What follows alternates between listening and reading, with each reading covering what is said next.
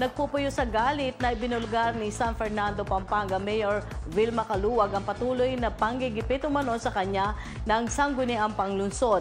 Matatandaan na nagpahayag din ng pagkadismaya ang alkalde sa malaking natapya sa hinihinging pondo para sa City Social Welfare and Development Office.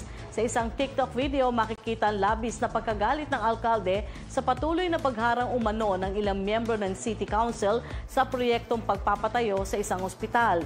Dismayadong inatake ni Caluwag ang pababatikos mula sa kanyang mga political rival kung saan binigyan din ito na hindi naman umano ang mga ito ang sumasakit ang ulo para ibigay sa mga Fernandinos ang mga nasabing serbisyo. Hindi pa raw natin napeperpekto ang dialysis center, gumagawa na tayo ng panibagong sakit ng ulo. Kayo po ba talaga ang sumasakit ng ulo? Kayo po ba ang dumidiskarte? Kayo po ba ang naglalakad ng mga papeles? Kayo ba ang naglilimos? Kayo ba ang naghihintay sa labas at naglalabi for funds sa Senate and Congress?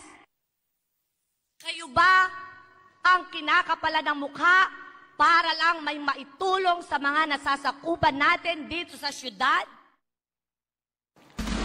Sa kabilang banda ay mas naghimutok pa ang alkalde matapos madamay ang asawa niyang hirap na nga sa pagsalita ay naging umano'y tampulan pa ng katatawanan ni Konsehal Ricky Hizon. Dagdag pa ni Caluwag na kahit pa ang pinakamayaman daw sa mundo ay hindi na naising magkaroon ng kapansanan. Gayunpaman may panawagan ng alkalde sa mga konsehal na sina Hizon, Kalimlim at Macalino na sana raw ay tama na at kung hindi naman ay game daw siya. Bakit napakasama ng ugali mo? Ikaw, Councilor Ricky Hizon, para sabihin ko sa'yo, ni isa sa atin, kahit pinakamayaman pa tayo sa mundo, wala tayong karapatang pagtawanan ang may taong kapansanan.